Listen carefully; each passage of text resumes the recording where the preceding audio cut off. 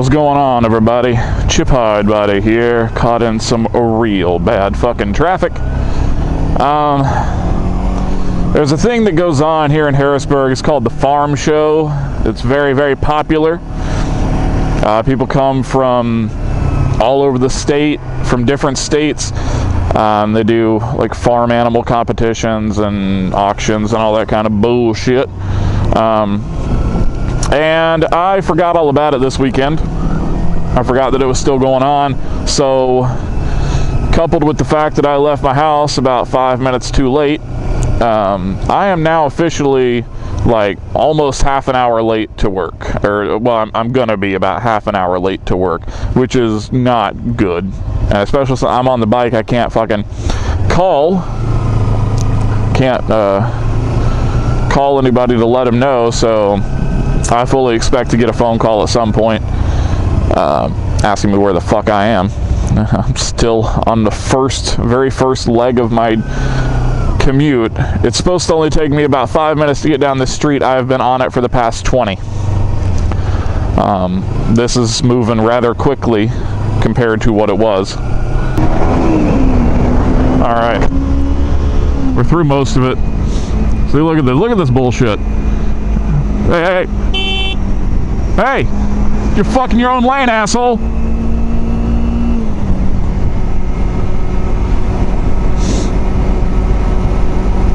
Fucking stupid people, I swear.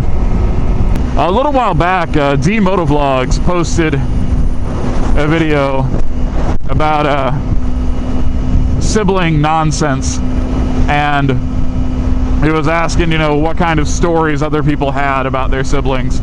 And Shadetree Surgeon and I, we both commented about our siblings, and DMotovlogs seemed to think that they were a little amusing. So I thought that I would share a couple of mine and see what you guys think. So I was a terrible child. Like, everybody thought that I was the good kid, that I was very sweet and innocent. I almost never got into trouble with my parents. But I was a terrible child. I faked sick from school a lot. So much so that everybody thought that I was a very sickly child. Like, everyone legitimately thought that I had severe medical issues because I was really good at faking it. And my sisters and I treated each other horribly. Like, really horribly. When I was a kid, here's the best story, I think, that my wife loves to hear and tell and have me retell. My sister, we'll call her Jenny, because I don't want to use her real name. So Jenny has 4 dots on her right cheek.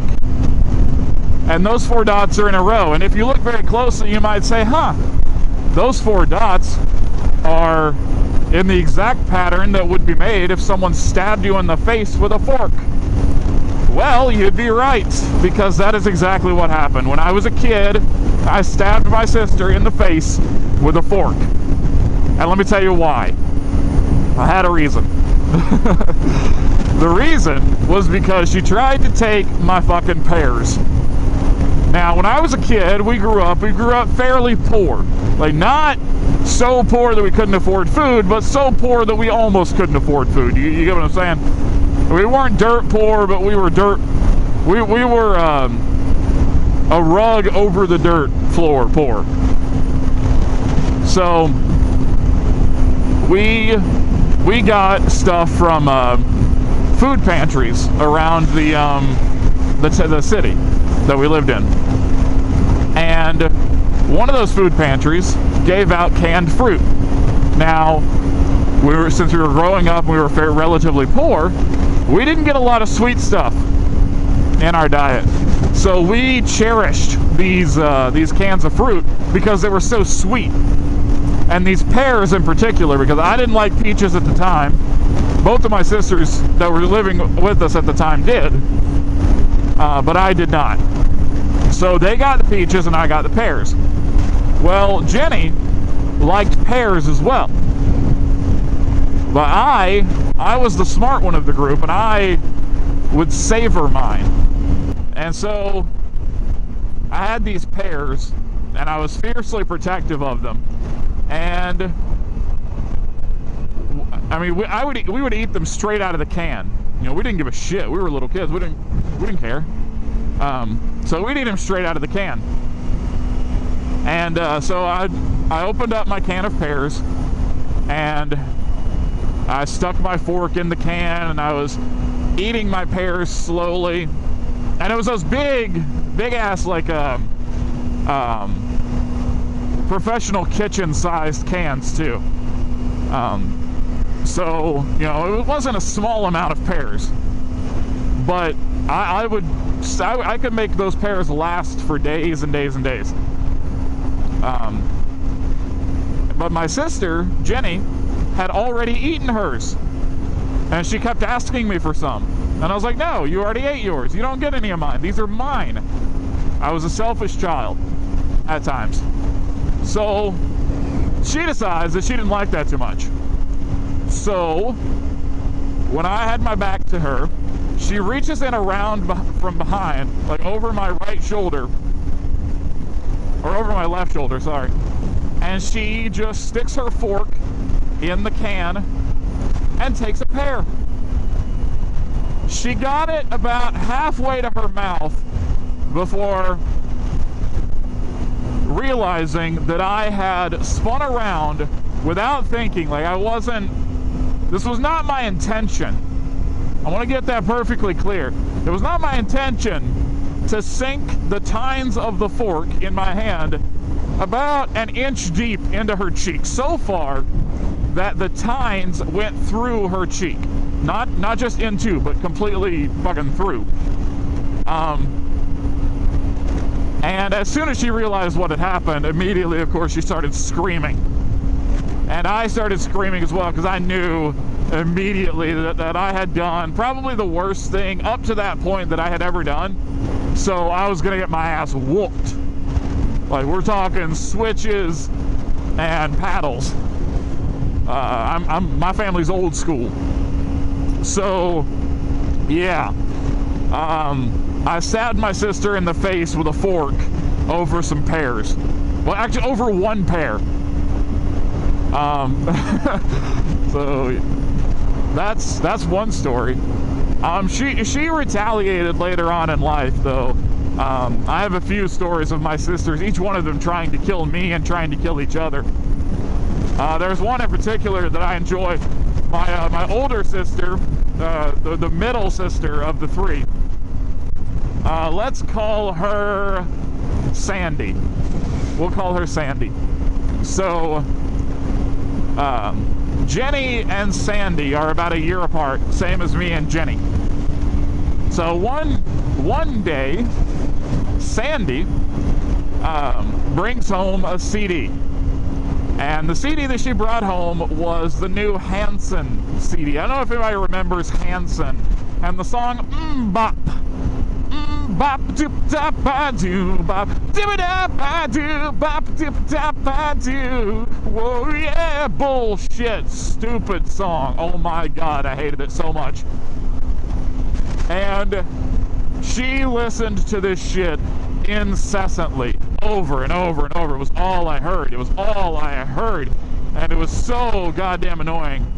And Sandy was very, very protective of her music and did not tolerate dissenting opinion. To the point where if you did express dissatisfaction with her music choices, you got threatened. And she would do her damnedest to carry through with those threats. Case in point, this particular afternoon, she was listening to Hanson on repeat over and over. And Bop came on for about the 1,000,000th time that week. So Chip went into her room and took the CD. And I didn't break it, I didn't do anything with it. I just took it out of the CD player and kind of tossed it at her. And I was like, if you're going to listen to this, please put on some freaking headphones. I didn't cuss back then. And I walked out of the room. And the next thing I know, I am whammied upside the shoulder with a plastic keyboard, like one of those little cheap-ass Casio keyboards that you get your kid who thinks they want to learn how to play the piano, but they really don't, so you get it for them because it's cheap and it'll hold their attention for a few days. Yeah, one of those. And so I get slammed upside the shoulder with this thing, and then I whip around, and there is Sandy holding this keyboard and getting ready to swing again, and she just looks at me, and I mean, she was dead fucking serious. And she said, I'm gonna break this over your head and then stab you with the broken plastic. And I ran, because I believed her. I totally fucking believed her. And I've always been a strong person. Like, I've always been physically fairly strong. So I ran, but I only ran so far as I needed to grab a hold of a weapon for myself. And that weapon just happened to be a fucking vacuum cleaner. And I had a full-size vacuum cleaner. I picked that motherfucker up by the handle, and I wielded it like a goddamn broadsword. And people don't believe me when I tell them this story. They're like, how could a 10-year-old kid, or however old I was at the time, I think I was around 10, pick up a vacuum cleaner and hold it like that? But I swear, cross my heart and hope to die, that Chip Hardbody wielded a vacuum cleaner as if it were a sword. And I said something like, you know, bring it on, bitch, because I cussed a little back then. So she did not, in fact, bring it on. That was the end of that conflict. But I learned from that point on, oh, fuck, that was just a leaf. I thought it was going to be something else. I thought I was going to get hit by a fucking bat. Ah! So I learned from a very early age, don't fuck with your sister's music. Don't do that. Don't fucking do that. So those are a couple of interesting stories I have about my sisters.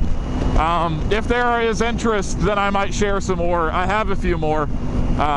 They're all interesting, and I have a story that I think that I want to tell you guys that I think you'll find amusing, but I'm gonna save it for a different vlog because it's kind of long and involved. But suffice it to say that I learned a very valuable lesson from it about the feeding preferences of snakes. I'm gonna leave it at that.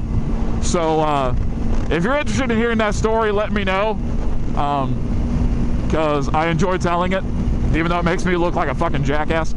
So that's it for now on this vlog. I hope you guys are having a real nice fucking evening. Hope you have a real nice weekend. And until next time, guys, this is Chip Hardbody saying peace.